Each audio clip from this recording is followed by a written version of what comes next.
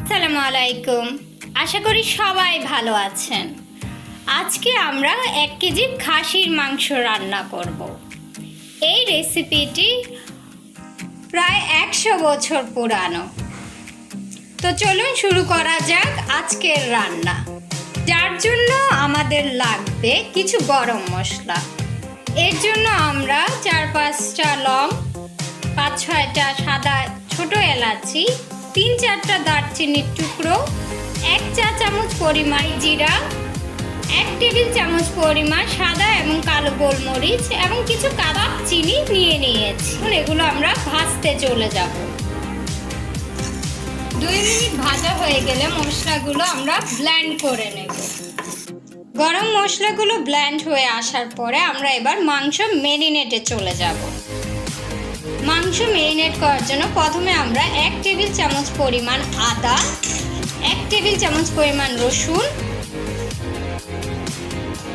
4 table চামচ পরিমাণ পেঁয়াজ বাটা দিয়ে দিব। 1 চা চামচ পরিমাণ হলুদ গুঁড়ো, 1 চা চামচ পরিমাণ জিরা এবং ধনিয়া গুঁড়ো, 1 চা চামচ পরিমাণ লাল মরিচের গুঁড়ো, 1 চা চামচ পরিমাণ লবণ এবং যে মশলাটা আমরা করেছি সেটা সবটুকু দিয়ে দিব।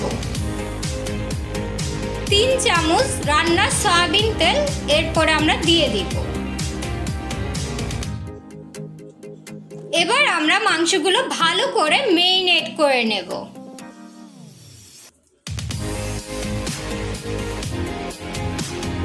এবার মাংসগুলো 45 মিনিট পর্যন্ত রেস্টে রেখে দেব। 45 মিনিট পরে মাংসগুলো আমরা আরেকবার ভালোভাবে মেখে নেব।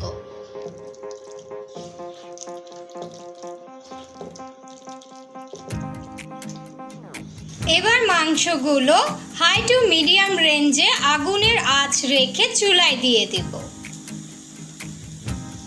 10 মিনিট পরে মাংস ভুনা ভুনা হয়ে আসলে আমরা এটি নামিয়ে নেব।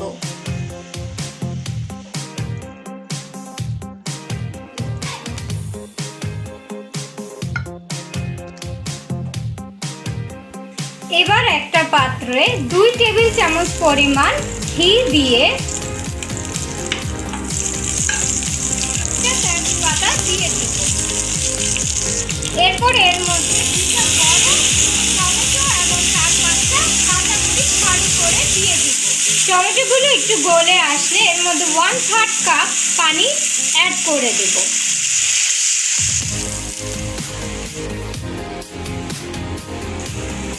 টমেটোগুলো প্রায় গলে এসেছে।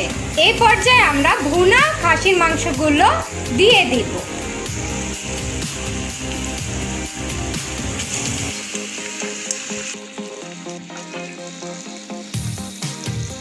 খাসির মাংসগুলো দিয়ে দেওয়ার পরে আমরা ঢাকনা দিয়ে ঢেকে দেব।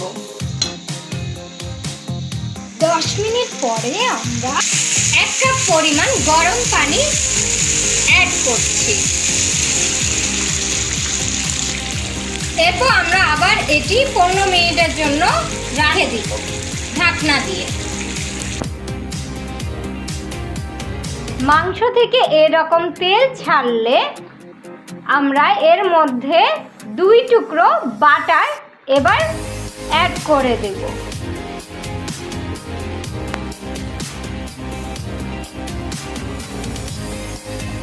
এবার আমরা আবার 5 মিনিটের জন্য মাংসগুলো ঢেকে দেব। 5 মিনিট পরে আমরা ঢাকনা উল্টিয়ে দেখব ঝোলগুলো মাখা মাখা হয়ে এসেছে কিনা। ঝোলগুলো একদম পারফেক্টলি মাখা মাখা হয়ে গিয়েছে, মাংসের গায়ে ঝোলগুলো লেগে গিয়েছে। এখন আমরা এটি সুন্দরভাবে নামিয়ে নেব। হয়ে গেল লোভনীয় স্বাদের খাসির মাংস রান্না। আশা করি সবার এই রেসিপিটি ভালো লেগেছে। সবাই একবার হলো বাসায় এই রেসিপিটি ট্রাই করে দেখবেন। আজকের মতো এ পর্যন্ত। আল্লাহ হাফেজ।